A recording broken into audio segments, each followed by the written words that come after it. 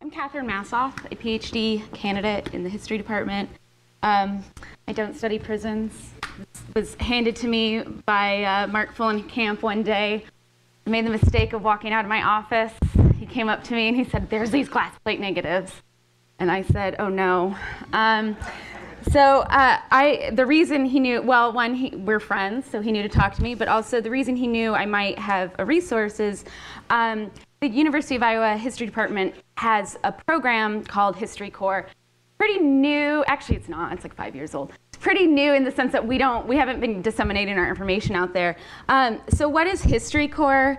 It's a graduate student-led digital and oral history project. We have two goals. We see it as an incubator space. It's a safe space for graduate students who are interested in public humanities to test the waters in public humanities. We collect oral histories. Anytime we have visiting lecturers come to town, we collect an oral history of them.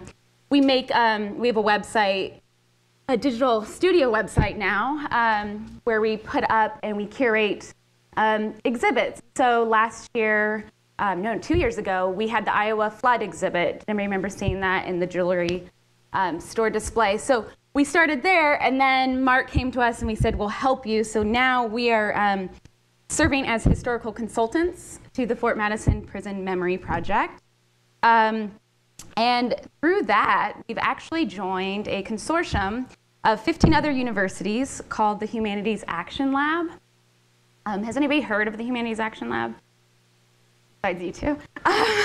So through this program, it's actually a child of the Guantanamo Memory Project that was a project that included universities like the New School, NYU, ASU, and Minnesota, and various universities used undergraduate and graduate spaces to create an online memory project of Guantanamo Bay.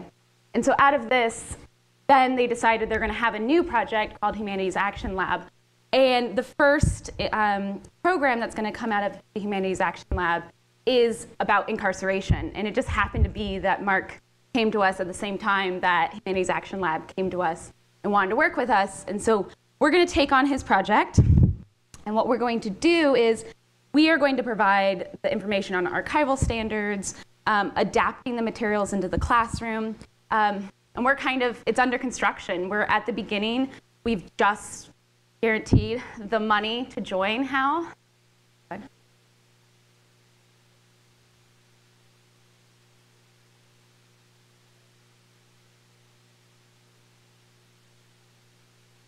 These are things, an amateur like myself is going to make mistakes. And that's where I'm using their expertise or leveraging it to try to make my project first rate.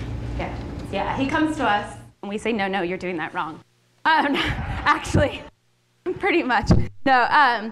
So through the Humanities Action Lab, we will be joining this consortium with 15 other universities. And in it, what's going to happen is every university has their own prison project, right? So ours will be the Fort Madison Prison Project.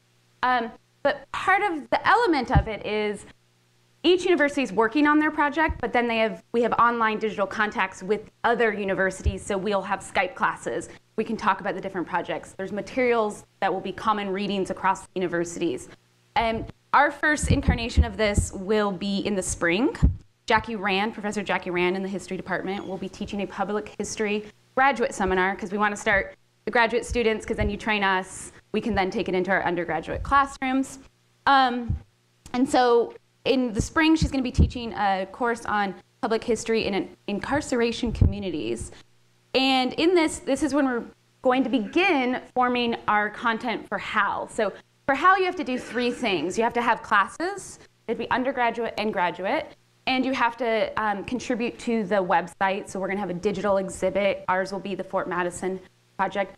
Plus, there's going to be a traveling exhibit. And that goes internationally and throughout the United States. It was in DC. We could get it here in Old Cap. You can get it to travel to Des Moines. And you create a panel. And so Iowa's contribution is going to be the Fort Madison project. And in this course, we're going to serve as the historical consultants that tell you how to contextualize the material, to tell you how to analyze the significance of incarceration in Iowa, not just to describe that there were these mugshots right? There's these mugshots, but what do they mean? What does it mean to have a prison in Iowa? To provide the basis of minority studies, of feminist studies, of class studies. And we're going to help narrate the project. We are going to write collaborative essays. We're also planning to work with sociology to bring in cross-department classes, interdisciplinary. So after the spring course, beginning in the fall, in our department, advanced graduate students, we run our own classes.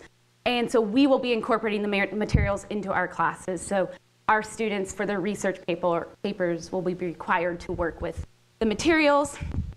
But our next step, and this is the most important one, and I will read it because it's my plug. So History Corps has been eagerly awaiting this symposium because we think there's a critical dialogue that is necessary. And we need the materials from the Fort Madison prison housed at the University of Iowa archives. We need those materials housed here, not in Des Moines, not at the State Historical Society, because the university has an incarceration community. We have a community of scholars here who are interested in working with these materials. We have faculty. We have a huge growing History Corps committee. We have many departments. And we want to bring students into those archives. And if those materials are housed here, we can bring them. We can bring students in to touch them, to interpret them. And then that brings student success, right? These students are not only in the classroom learning about history, they are making history. They're writing history, and they'll be part of an international group that is doing that. So we would really love to see the Fort Madison archival materials here at Special Collections. That's my main plug in life. So if you have any questions or are interested in working with History Corps, if you have an incarceration project, we love it. We would love to give you space on our website to come to give oral histories, to collect oral histories. Just let me know. We do other projects. I'm doing a project on women in Iowa, so it doesn't have to be incarceration. We're now taking on an LGBTQ in Iowa project, so it doesn't just have to be incarceration. So let me know if you have questions. Thank you.